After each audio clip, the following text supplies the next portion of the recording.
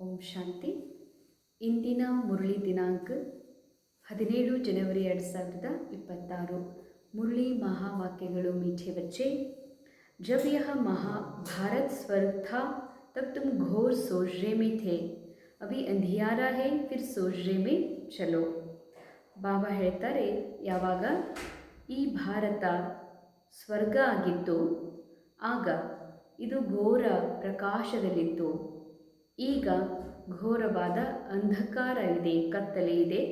ಈಗ ಮತ್ತೆ ಆ ಪ್ರಕಾಶದ ಕಡೆಗೆ ಹೊರಡಬೇಕಾಗಿದೆ.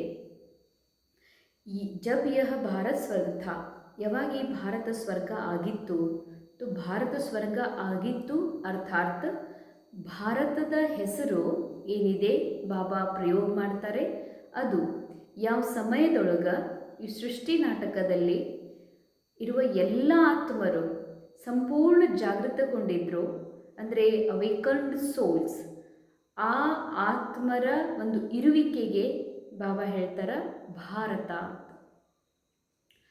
ಆ ಭಾರತ ಯಾವಾಗ ಸ್ವರ್ಗ ಆಗಿತ್ತು ಆಗ ಬಹಳ ಪ್ರಕಾಶ ಆಗಿತ್ತು ಅಂತ. ಸ್ವರ್ಗ ಅಂದರೆ ಯಾರು ಜಾಗೃತಗೊಂಡಂಥ ಆತ್ಮರಿದ್ರೋ, ಸತ್ಯವನ್ನು ಅರಿತಂಥ ಆತ್ಮರಿದ್ರೋ, ಆಗ ಅವರ ಒಂದು ಮನೋಸ್ಥಿತಿ ಸ್ವರ್ಗದ ಸಮಾನ. ಸ್ವರ್ಗ ಅಂದ್ರೇ ಸಂಪೂರ್ಣ ಸೋಲ್ ಕಾನ್ಷಿಯಸ್ ಸ್ಟೇಜ್. ಇದಕ್ಕಿಂತ ಹೈಯೆಸ್ಟ್ ಇದೆ ಒನ್ನೆಸ್, ಸರ್ವರ ಸಮಾನ ಅನ್ನುವಂಥ. ಸಮಾನ ಅರ್ಥಾರ್ಥ ಸರ್ವರೊಳಗೂ ದೇಹದ ಪೊಸಿಷನ್ನನ್ನು ನೋಡದೆ ಕೇವಲ ಆತ್ಮಸ್ವರೂಪದ ಸತ್ಯ ಅನುಭವ ಮಾಡುವಂತಹ ಸ್ಥಿತಿ, ಒನ್ನೆಸ್, ಏಕತಾ. ಆಗ ಈ ಒಂದು ಸ್ಥಿತಿ ಇತ್ತು, ಯಾವಾಗ ಸ್ವರ್ಗ ಇತ್ತು. ಇದಕ್ಕೆ ಪ್ರಕಾಶ್ ಅಂತಾರೆ ಬಾಬಾ. ಅಂದರೆ ಎಲ್ಲರಲ್ಲೂ ಬೆಳಕಿತ್ತು, ಅಂದರೆ ಜ್ಞಾನ ಇತ್ತು, ಸತ್ಯತೆಯ ಅರಿವಿತ್ತು, ಎಲ್ಲರೂ ಸಮಾನರಿದ್ದರು. ಅದಕ್ಕೆ ಅಲ್ಲಿ ಬಹಳ ಸುಖ ಇತ್ತು. ಸುಖ ಇರೋದ್ರಿಂದನೇ ಅದಕ್ಕೆ ಸ್ವರ್ಗ ಅಂತ ಹೇಳಲಾಗ್ತದೆ. ಆದರೆ ಈ ಸಮಯದ ಭಾರತದಲ್ಲಿ ಬಹಳ ಅಂಧಕಾರ ಇದೆ. ಭಾರತದಲ್ಲಿ ಅಂಧಕಾರ ಅಂದರೆ ಮನಸ್ಸಿನಲ್ಲಿ ಅಂಧಕಾರ ಇದೆ. ಅಂಧಕಾರ ತುಂಬಿರುವಂಥ ಮನುಷ್ಯರ ಒಂದು ಈ ಸಮಯ ನಡೀತಾ ಇದೆ. ಅದಕ್ಕಾಗಿ ಬಾಬಾ ಹೇಳ್ತಾರೆ, ಪುನಃ ಪ್ರಕಾಶ ತಗೊಂಡು ಬರಬೇಕು, ಆ ಒಂದು ದಿವ್ಯತೆಯನ್ನು ಜಾಗೃತ ಮಾಡ್ಕೊಳ್ಬೇಕಾಗಿದೆ ಈ ಸತ್ಯ ಜ್ಞಾನದಿಂದ. ಈ ಜ್ಞಾನದಿಂದ ಒಂದು ವೇಳೆ ನಾವು ಅಭ್ಯಾಸ ಮಾಡಿದ್ದೇ ಆದರೆ, ಯಾವುದು ನಾನು ಯಾರು, ನಾನು ಏನಿದ್ದೀನಿ ಎನ್ನುವಂಥದ್ದು, ನಾನು ಏನು ಅಲ್ಲ, ನಾನು ದೇಹ ಅಲ್ಲ, ದೇಹದ ಯಾವ ವಸ್ತು ನಾನಲ್ಲ, ನಾನು ನಿರಾಕಾರ ಆತ್ಮ ಇದ್ದೀನಿ ಅನ್ನುವಂಥ ಸತ್ಯವನ್ನು ಅರಿತು ಅದರ ಅಭ್ಯಾಸ ಮಾಡಿ ಅನುಭವಿಯಾಗಿದ್ದೇ ಆದರೆ, ಎಲ್ಲರೊಳಗೂ ಆ ಆತ್ಮನ ಸತ್ಯ ಸ್ವರೂಪವನ್ನು ಕಂಡಿದ್ದೇ ಆದರೆ ಮತ್ತೆ ಎಲ್ಲರಲ್ಲೂ ಆ ದಿವ್ಯ ಪ್ರಕಾಶ ಹರಡುತ್ತದೆ. ಪುನಃ ಈ ಭಾರತ ಸ್ವರ್ಗವಾಗಿ ನಿರ್ಮಾಣ ಆಗ್ತದೆ ಅಂತಾರೆ ಬಾಬಾ. ಪ್ರಶ್ನೆ, ಬಾಪ್ ಅಪ್ನೆ ಬಚ್ಚೋಂ ಕೋ ಕೌನ್ ಸಿ ಏಕ್ ಕಹಾನಿ ಸುನಾನೆ ಆಯೆ ಹೇ. ಬಾಬಾ ಮಕ್ಕಳಿಗೆ ಯಾವ ಒಂದು ಕಥೆಯನ್ನು ಹೇಳೋದಕ್ಕಾಗಿ ಬಂದಿದ್ದಾರೆ? ಉತ್ತರ, ಬಾಬಾ कहते, मीठे बच्चे, मैं तुम्हें 84 जन्मों की कहानी सुनाता हूँ. ಬಾಬಾ ಹೇಳ್ತಾರೆ, ಮಕ್ಕಳೇ, ನಾನು ನಿಮಗೆ 84 ಜನ್ಮಗಳ ಕಥೆಯನ್ನು ಹೇಳ್ತಾ ಇದ್ದೀನಿ. ತುಮ್ ಜಬ್ ಪಹಲೆ ಜನ್ಮ में थे तो एक ही देवी देवता धर्म था, फिर तुमने ही 2 युग के बाद बड़े बड़े मंदिर बनाए. ಬಾಬಾ ಹೇಳ್ತಾರೆ, ಭಕ್ತಿ ಶುರು ಕಿ ಹೇ. ಈ ಭಾರತ ಹೇಗೆ ತಯಾರಾಯಿತು, ಭಾರತದಲ್ಲಿ ಮೊದಲು ಯಾರು ಬಂದಿದ್ರು ಅನ್ನೋದ ಹೇಳ್ತಾರೆ ಬಾಬಾ. 84 ಜನ್ಮಗಳ ಜೀವನ ಕಥೆ ಹೇಳ್ತಾ ಇದ್ದೀನಿ. ಈ ಭಾರತ ಮೊದಲು ಸ್ವರ್ಗವಾಗಿತ್ತು, ದೇವತೆಗಳಿರ್ತಾ ಇದ್ದರು, ದೈವಿ ರಾಜ್ಯ ಇತ್ತು, ದೈವಿ ಧರ್ಮ ಇತ್ತು. ಆ ಧರ್ಮ ಒಂದೇ ಒಂದು ಇತ್ತು, ಆ ಧರ್ಮ ಆಗಿತ್ತು ಆದಿ ಸನಾತನ ದೇವಿ ದೇವತಾ ಧರ್ಮ. ಬಾಬಾ ಹೇಳ್ತಾರೆ, ಈ ರೀತಿಯ ಸಮಯ ನಡೀತಾ 2 ಯುಗಗಳು ಮುಗಿದ ನಂತರ ನೀವು ಆ ಸ್ವರ್ಗವನ್ನು ಪ್ರಾಪ್ತ ಮಾಡಿಸಿರುವಂತಹ, ಸ್ವರ್ಗದ ಆ ಒಂದು ಶ್ರೇಷ್ಠ ಅನುಭೂತಿ ಮಾಡಿಸಿರುವಂತಹ ಪರಮಾತ್ಮನ ಒಂದು ಕೃತಜ್ಞತೆಯ ಭಾವದಿಂದ ಅನೇಕ ದೊಡ್ಡ ದೊಡ್ಡ ಮಂದಿರಗಳನ್ನು ಮಾಡಿದ್ರಿ, ಭಕ್ತಿ ಶುರು ಮಾಡಿದ್ರಿ ಅಂತಾರೆ ಬಾಬಾ. ಅವಿ ತುಮ್ಹಾರ ಯಹ ಅಂತ್ ಕೆ ಬಿ ಅಂತ್ ಕ ಜನ್ಮ ಹೇ. ಇದು 84 ಜನ್ಮಗಳಲ್ಲಿ ಇದು ಅಂತಿಮ ಜನ್ಮವಾಗಿದೆ. ತುಮ್ನೆ ಪುಕಾರ ದುಃಖ ಹರ್ತಾ ಸುಖ ಕರ್ತಾವೋ ಅಬ್ ಮೈ ಆಯಾ ಹೂಂ. ಭಕ್ತಿಯಲ್ಲಿ ಬಾಬಾ ಹೇಳ್ತಾರೆ, ನೀವು ಸುಖ ಕರ್ತ ದುಃಖ ಹರ್ತ ಬನ್ನಿರಿ ಅಂಥೇಳಿ ಕರೆದಿದ್ದೀರಿ, ಅದಕ್ಕೆ ನಾನು ಬಂದಿನಂತಾರೆ ಬಾಬಾ. ಅಂದಮೇಲೆ ಬಾಬಾ ಹೇಳ್ತಾರೆ, ನೀವು ಕರೆದ ಕಾರಣ, ನಿಮ್ಮ ಆಹ್ವಾನದ ಮೇರೆಗೆ ನಾನು ಬಂದಿದ್ದೀನಂತಂದಮೇಲೆ ನೀವು ಯಾವುದಕ್ಕಾಗಿ ನನಗೆ ಕರೆದಿದ್ದೀರಿ, ಸುಖ ಕೊಡಬೇಡ್ರಿ, ಪತಿತ ಪಾವನ ಬಾ, ನಮ್ಮನ್ನು ಪತಿತರನ್ನು ಪಾವನ ಮಾಡ್ಬಾ ಅಂತ ನಾನು ಅವಶ್ಯ ಅದನ್ನು ಮಾಡ್ತೀನಿ. ಸುಖನೂ ಕೊಡ್ತೀನಿ, ಪತಿತರನ್ನು ಪಾವನ ಮಾಡ್ತೀನಿ, ವಾಪಸ್ ಮನೆಗೂ ಕರ್ಕೊಂಡು ಹೋಗ್ತೀನಿ. ಅಂದಮೇಲೆ ನಾನು ಬಂದಿದ್ದೀನಿ, ನಾನು ಹೇಳಿದಂತೆ ತಾವು ಕೇಳ್ರಿ ಅಂತಾರೆ ಬಾಬಾ. मुरलिया मुख्य सार, आत्मा से बुरे संस्कारों को निकालने के लिए देही अभिमानी रहने का अभ्यास करना है. ಆತ್ಮನೊಳಗಿನ ಅರ್ಥಾತ್ ಮನಸ್ಸಿನೊಳಗಿರುವ ಯಾವ ದೇಹಭಾನದ ಸಂಸ್ಕಾರಗಳಿವೆ ಅವುಗಳನ್ನು ಸಮಾಪ್ತ ಮಾಡಬೇಕು, ತೆಗೆದುಹಾಕಬೇಕು. ಅರ್ಥಾತ್ ಮರ್ಜ್ ಮಾಡಬೇಕು ಅಂತಂದರೆ ಆತ್ಮ ಅಭಿಮಾನಿ, ಆತ್ಮದ ಸತ್ಯವನ್ನು ಅನುಭವ ಮಾಡುವಂಥ ಅಭ್ಯಾಸವನ್ನು ಹೆಚ್ಚಿಸ್ಕೊಡ್ರಿ. ಈ ಅಂತಿಮ 84ನೆಯ ಜನ್ಮ ಇದು. ನಿಮ್ಮದೀಗ ವಾನಪ್ರಸ್ಥವಸ್ಥಾ ಇದೆ. ವಾನಪ್ರಸ್ಥವಸ್ಥಾ ಅಂದರೆ ವಾಣಿಯಿಂದ ಪರೆ ಆಗಬೇಕಾಗಿದೆ. ವಾಣಿಯಿಂದ ಪರೆ ಅಂದರೆ ವಾಣಿ ಅರ್ಥ ಶಬ್ದ ಅರ್ಥಾರ್ಥ ಸ್ಟೋರಿ.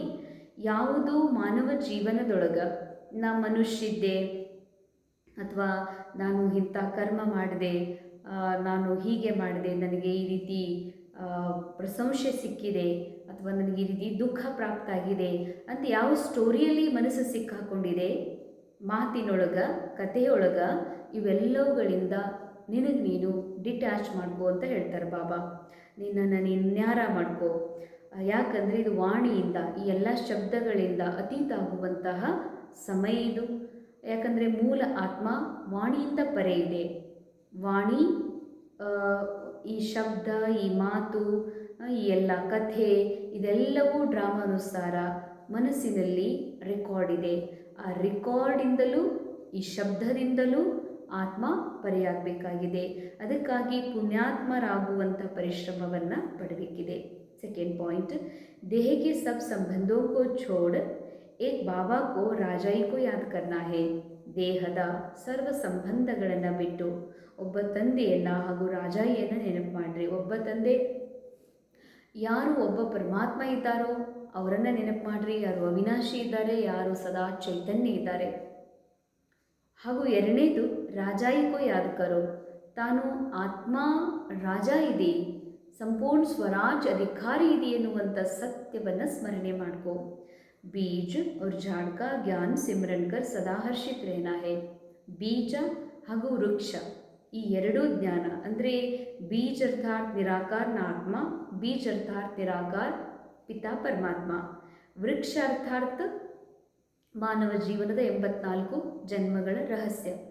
ಇದರ ಸ್ಮರಣೆ ಮಾಡಿ ಸದಾ ಹರ್ಷಿತಾಗಿರಬೇಕು. ಯಾಕೆಂದರೆ 84 ಜನ್ಮಗಳು ಪಾತ್ರದಲ್ಲಿದೆ. ನಾನು ಆತ್ಮ ಈ ಎಲ್ಲ ರೀತಿಯ ಪಾತ್ರಗಳ ಅನುಭವ ಮಾಡಿದ್ದೀನಿ. ಈ ಎಲ್ಲ ಪಾತ್ರ ಮತ್ತು ಪಾತ್ರದ ಅನುಭವಗಳಿಂದ ನಾನು ಆತ್ಮ ಡಿಟ್ಯಾಚ್ ಇದ್ದೀನಿ. ಈ ಸತ್ಯ ಯಾವಾಗ ಗೊತ್ತಾಗ್ತದೋ ಆತ್ಮನಿಗೆ ಬಹಳಷ್ಟು ಖುಷಿ ಆಗ್ತದೆ, ಅರ್ಥಾತ್ ಆತ್ಮನ ಮನಸ್ಸಿಗೆ. वरदान उपराम और एवर रेडी बन, बुद्धि द्वारा अशरीरपन का अभ्यास करने वाले सर्व कलाओं में संपन्न भव. ಉಪರಾಮ್ ಹಾಗೂ ಎವರ್ ರೆಡಿಯಾಗಿ ಬುದ್ಧಿಯ ಮೂಲಕ ಅಶರೀರಿಪನದ ಅಭ್ಯಾಸ ಮಾಡುವಂತಹ ಸರ್ವ ಕಲೆಗಳಲ್ಲಿ ಸಂಪನ್ನರು ಆಗ್ರೆ. जैसे सर्कस में कला दिखाने वाले कलाबाज का हर कर्म कला बन जाता है.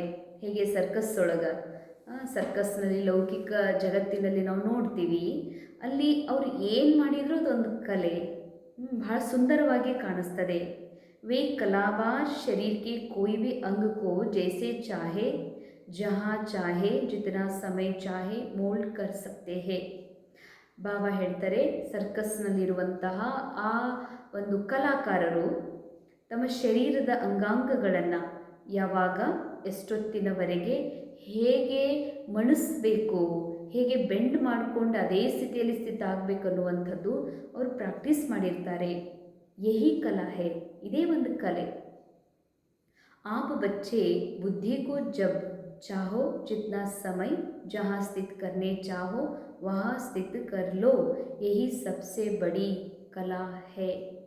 ಶರೀರವನ್ನು ಒಂದೇ ಒಂದು ಪೊಸಿಷನ್ ಒಳಗೆ ಸ್ಥಿತ ಮಾಡುವಂಥದ್ದು ಸ್ಥೂಲ ಅಭ್ಯಾಸ ಏನಿದೆಯಲ್ಲ, ಇದು ಸರಳಲ್ಲ, ಕಠಿಣಿದೆ. ಆದರೆ ಇದಕ್ಕಿಂತಲೂ ಕಠಿಣ ಆಗಿದೆ ಈ ಬುದ್ಧಿಯನ್ನು ಒಂದೇ ಸತ್ಯ ಸ್ವರೂಪದ ಮೇಲೆ ಏಕಾಗ್ರ ಮಾಡೋದು. ಬುದ್ಧಿಗೆ ಅಲದಾಡೋದು ಬಹಳ ಸಹಜ ಇದೆ. ನಾಟಕದ ಪಾತ್ರದ ಕಥೆಯೊಳಗೆ, ಈ ಡ್ರಾಮಾದ ಒಂದು ಬಾಹ್ಯ ಜಗತ್ತಿನೊಳಗೆ ಅಲದಾಡೋದು ಬಹಳ ಸಹಜ ಇದೆ. ಆದರೆ ಈ ಬುದ್ಧಿಯನ್ನು ನಿರಾಕಾರ ಸತ್ಯ ಆತ್ಮ ಸ್ವರೂಪದ ಮೇಲೆ ಅಥವಾ ನಿರಾಕಾರ ತಂದೆ ಪರಮಾತ್ಮನ ದಿವ್ಯ ಸ್ವರೂಪದ ಮೇಲೆ ಏಕಾಗ್ರ ಮಾಡೋದಿದೆಯಲ್ಲ, ಇದು ಕೂಡ ಅತಿ ದೊಡ್ಡ ಕಲೆಯಾಗಿದೆ ಅಂತಾರೆ ಬಾಬಾ. इस एक कला से 16 कला संपन्न बन जाएंगे. अंडरलाइन. वह खूबसूरत ಮಹಾವಾಕ್ಯ. ಈ ಒಂದು ಕಲೆ, ಬುದ್ಧಿಯನ್ನು ಏಕಾಗ್ರ ಮಾಡುವಂತಹ ಈ ಒಂದು ಕಲೆ ನಿಮ್ಮೊಳಗಿದ್ರೆ 16 ಕಲಾ ಸಂಪೂರ್ಣರಾಗ್ತಿರಂತಾರೆ ಬಾಬಾ. ಯಾವುದು? ಶ್ರೀಕೃಷ್ಣನಿಗಾಗಿ ಗಾಯನ ಇದೆ, 16 ಕಲಾ ಸಂಪೂರ್ಣ ಅಂಥೇಳಿ ಆ ಕಲೆಗಳಿಂದ ನೀವು ಸಂಪೂರ್ಣ ಭರಪೂರರಾಗ್ತೀರಿ. इसके लिए ऐसा उपराम और एवर रेडी बनो जो ऑर्डर प्रमाण 1 सेकेंड में अशरीरी बन जाओ, युद्ध के समय न जाए. ಅದಕ್ಕಾಗಿ ನೀವು ಈ 16 ಕಲಾ ಸಂಪನ್ನರಾಗಬೇಕು ಅಂದರೆ ನೀವೊಂದು ಉಪರಾಮ್ ಆಗಬೇಕು, ಇನ್ನೊಂದು ಎವರ್ ರೆಡಿ ಆಗಬೇಕಂತಾರೆ ಬಾಬಾ.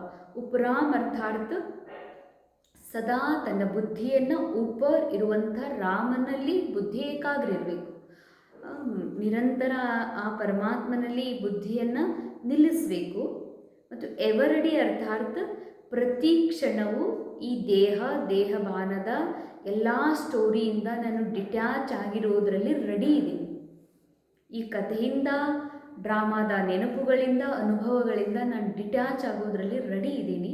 ಯಾವಾಗ ಎವರಡಿ ಆಗ್ತೀವಿ, ಯಾವಾಗ ಆರ್ಡರ್ ಸಿಗ್ತದೋ ಬಾಬಾ ಒಂದು ಸೆಕೆಂಡ್ನಲ್ಲಿ ಅಶರೀರಿ ಆಗಿಬಿಡ್ರಿ ಅಂತ, ಈ ಒಂದು ಸೆಕೆಂಡಿನೊಳಗೆ ಅಶರೀರಿ ಆಗ್ತಿರಲ್ಲ, ಇದೇ ಪಾಸ್ ಆಗೋದು. ಇಲ್ಲ ಅಂದರೆ ಯುದ್ಧದಲ್ಲಿಯೇ ಸಮಯ ಹೊರಟು ಹೋಗ್ತದೆ. ಯುದ್ಧದಲ್ಲಿ ಅಂದರೆ ಸಂಗಮ ಯುಗದಲ್ಲಿ ಆತ್ಮಿಕ ಸತ್ಯ ಸ್ವರೂಪದಲ್ಲಿ ಸ್ಥಿತ ಆಗಿ ಮಾನವ ಜೀವನದ ಪಾತ್ರವನ್ನು ಅಭಿನಯ ಮಾಡಬೇಕಾಗಿದೆ. ಆದರೆ ಬರೀ ಮನಸ್ಸನ್ನು ಶಾಂತ ಮಾಡೋದ್ರಲ್ಲಿ, ಮನಸ್ಸನ್ನು ಏಕಾಗ್ರ ಮಾಡೋದ್ರಲ್ಲಿಯೇ ನಿಮ್ಮದು ಸಮಯ ಕಳೆದು ಹೋಗ್ಬಿಡ್ತದೆ ಅಂತಾರೆ ಬಾಬಾ. स्लोगन: सरलता और सहनशीलता के गुण को धारण करने वाले ही सच्चे स्नेही और सहयोगी है. ಸರಳತೆ ಹಾಗೂ ಸಹನಶೀಲತೆಯ ಗುಣವನ್ನು ಧಾರಣೆ ಮಾಡಿಕೊಂಡಿರುವಂಥವರೇ ಸತ್ಯ ಸ್ನೇಹಿ ಹಾಗೂ ಸಹಯೋಗಿಯಾಗಿದ್ದಾರೆ. ಸತ್ಯ ಸ್ನೇಹಿ, ಪರಮಾತ್ಮನ ಸತ್ಯ ಸ್ನೇಹಿ, ಪರಮಾತ್ಮನ ಸತ್ಯ ಸಹಯೋಗಿ ಮಕ್ಕಳು ಯಾರು ಅಂದರೆ ಯಾರು ಬಹಳ ಸರಳ ಸಹನಶೀಲಿದ್ದಾರೆ. ಸರಳತೆ ಆತ್ಮಸ್ಥಿತಿಯಲ್ಲಿದೆ. ಸಹನಶೀಲತೆ ಅರ್ಥಾತ್ ಡ್ರಾಮಾ ರಿಯಲ್ ಅಲ್ಲ. ಇಲ್ಲಿ ನಡೆಯುವ ಪ್ರತಿ ಘಟನೆ, ಪ್ರತಿ ಮಾತು, ಪ್ರತಿ ಸಂಕಲ್ಪ, ವೈಬ್ರೇಷನ್ ಸತ್ಯ ಅಲ್ಲ, ಇದು ಡ್ರಾಮಾ ಅನುಸಾರ ನೂಂದಿರೋದು ರಿಪೀಟ್ ಆಗ್ತಾ ಇದೆ ಅನ್ನೋದೇ ಸಹನಶೀಲತೆ. ಇಲ್ಲ ಅಂತಂದರೆ ವಿಪರೀತ ಆಗಿಬಿಡ್ತದೆ ಮನಸ್ಸು. ಈ ಥರ ಹೀಗೆ ಅಂದರು, ಅಪಮಾನ ಮಾಡಿದರು ಅಂತ. ಅದಕ್ಕಾಗಿ ಬಾಬಾ ಹೇಳ್ತಾರೆ, ಯಾರು ಸಹನಶೀಲಿದ್ದಾರೆ, ಸಹಜಿದ್ದಾರೆ, ಅವರೇ ಪರಮಾತ್ಮನ ಸ್ನೇಹಿಯಾಗಿರಲಿಕ್ಕೆ ಸಾಧ್ಯ.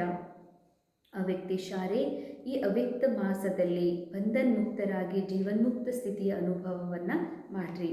ಜೋ ಪರಮಾತ್ಮ ಜ್ಞಾನಿ ಬಚ್ಚೆ ಹೇ, ಯಾರು ಸ್ವಯಂ ಭಗವಂತನ ಜ್ಞಾನವನ್ನು ಅರಿತಿರುವಂತಹ, ಅನುಭವಿಸಿರುವಂತಹ ಮಕ್ಕಳಿದ್ದಾರೆ, ಉನ್ಹೇ ಜ್ಞಾನ ಕಾ ಫಲ್ ಮುಕ್ತಿ और जीवन मुक्ति का वर्षा संगम पर ही प्राप्त होता है. ಭಾಳ ಅಂಡರ್ಲೈನ್.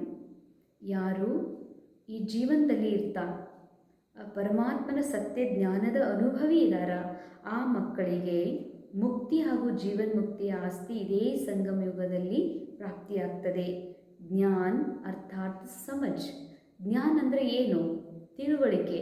ಯಾವುದು ಸತ್ಯ, ಯಾವುದು ಅಸತ್ಯ, ಯಾವುದರಲ್ಲಿ ನಾನು ದುಃಖಿ ಆಗ್ತಾ ಇದ್ದೆ, ಆದರೆ ಅದರಿಂದ ಅದು ಅಸತ್ಯವಾಗಿರೋದ್ರಿಂದ ನಾನು ಸದಾ ಸಂತುಷ್ಟ ಆತ್ಮ ಆಗಿರೋದ್ರಿಂದ ಆ ಘಟನೆಗಳಿಂದ ನನ್ನನ್ನು ಹೇಗೆ ಡಿಟ್ಯಾಚ್ ಮಾಡಿಕೊಂಡು ನನ್ನ ಆನಂದದ ಸ್ವರೂಪದಲ್ಲಿ ಸ್ಥಿತ ಆಗಬೇಕು ಅನ್ನುವಂಥ ತಿಳುವಳಿಕೆ ಇದೆಯಲ್ಲ, ಬಾಕಿ ಇಲ್ಲೇನೆಲ್ಲ ನಡೀತಾ ಇದೆ, ಕೇಳಿಸ್ತಾ ಇದೆ, ಏನೇ ಕಲ್ಲೋಲಗಳಿದೆ, ಇದೆಲ್ಲವೂ ಡ್ರಾಮಾದಲ್ಲಿ ನೂಂದಾಗಿರುವ ಘಟನೆಗಳು ರಿಪೀಟ್ ಆಗ್ತಾ ಇದೆ. ಈ ಒಂದು ತಿಳುವಳಿಕೆ ಏನಿದೆ ಇದೇ ಜ್ಞಾನ. समझदार हर कर्म करते हुए सदा स्वयं को बंधन मुक्त सर्व आकर्षणों से मुक्त बनाने की समझ रखता है. अंडरलाइन. ಸಮಜ್ದಾರ್ ತಿಳುವಳಿಕೆ ಉಳ್ಳವರು ಅಂತ ಯಾರಿಗಂತಾರ? 1 ರೂಪಾಯಿಯನ್ನು 10 ರೂಪಾಯಿ ಮಾಡೋರು, 10 ರೂಪಾಯಿಯನ್ನು 1000 ರೂಪಾಯಿ ಮಾಡುವಂಥವ್ರು ಲೌಕಿಕ ಜಗತ್ತಿನಲ್ಲಿ ಭಾಳ ತಿಳುವಳಿಕೆ ಉಳ್ಳವರು ಅಂತಾರೆ. ಸಂಸಾರ ಹತ್ತಿ ಹಿಡಿದು ನಡೆಸೋರು, ಅಥವಾ ಯಾವುದೇ ಮಾತಿನಲ್ಲಿ ಸಿಕ್ಕಾಕೊಳ್ಳದೆ ಇರುವಂಥವ್ರು, ಈ ಸಂಸಾರವನ್ನು ಬೆಳೆಸುವಂಥವ್ರು, ಚೆನ್ನಾಗಿ ನೋಡ್ಕೊಂಡು ಹೋಗುವಂಥವ್ರು ಭಾಳ ಶಾಣೆ. ಆದರೆ ನಮಗೆ ಜ್ಞಾನ ಮಾರ್ಗದಲ್ಲಿ ತಿಳಿತದ ಇದೆಲ್ಲ ನಾಟಕದ ಅನುಸಾರ ನಡೀತಾ ಇದೆ. ಆದರೆ ನಿಜವಾದ ಶಾಣೆ ಹುಷಾರ್ ಮಕ್ಕಳು ಅಂತ ಯಾರಿಗೆ ಹೇಳಲಾಗ್ತದಂದರೆ, ಯಾವುದೇ ಕರ್ಮ ಮಾಡ್ತಾಯಿದ್ರು, ಭಾಷಣನೇ ಮಾಡಲಿ, ಪಾತ್ರನೇ ತೊಳಿಲಿ, ಭಾಷಣನೇ ಮಾಡಲಿ, ತೋಟದಲ್ಲಿ ಕೆಲಸನೇ ಮಾಡಲಿ, ಆದರೆ ಕಾರ್ಯವನ್ನು ಮಾಡ್ತಾ ಇದ್ರೂ ಕೂಡ ಅವರು ಸದಾ ಬಂಧನ್ಮುಕ್ತ, ಸರ್ವ ಆಕರ್ಷಣೆಗಳಿಂದ ಮುಕ್ತಾಗಿರ್ತಾರೆ. ಅವರಿಗೆ ಜ್ಞಾನಿ, ಅವರಿಗೇ ಸಮಜ್ದಾರ ತಿಳುವಳಿಕೆ ಉಳ್ಳವರು ಅಂತ ಹೇಳ್ತಾರೆ. ಅಂದರೆ ಕರ್ಮ ಏನೇ ಇರಲಿ, ಆದರೆ ಅವರ ಕರ್ಮದ ಫಲ ಅಪೇಕ್ಷೆಯಿಂದ ಫಲ ಸಿಗ್ತದೋ ಅಥವಾ ಇಲ್ವೋ ಅಥವಾ ಭಯ ಚಿಂತೆಯಿಂದ ಮುಕ್ತಿರ್ತಾರೋ, ಬಂಧನದಾಗಿರೋದಿಲ್ಲ, ಜೀವನ್ ಮುಕ್ತಿರ್ತಾರೆ. ಅವರಿಗೇ ಇದಕ್ಕೇ ತಿಳುವಳಿಕೆ ಉಳ್ಳವರು ಅಂತ ಹೇಳಲಾಗ್ತದೆ.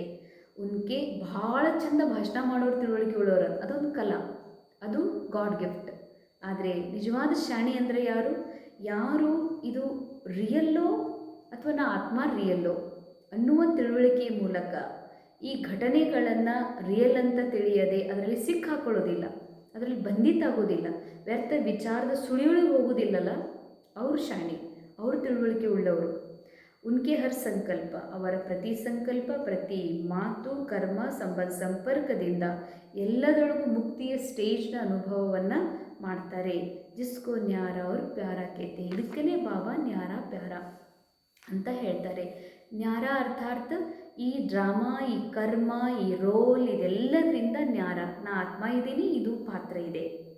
ಪ್ಯಾರ ಅರ್ಥಾತ್ ನನ್ನ ಆತ್ಮದ ಸತ್ಯದ ಮೇಲೆ ನನಗೆ ಪ್ರೀತಿ ಇದೆ, ನನ್ನ ಆತ್ಮದ ತಂದೆ ಪರಮಾತ್ಮನ ಮೇಲೆ ನನಗೆ ಪ್ರೀತಿ ಇದೆ, ಪ್ರೇಮಿದೆ.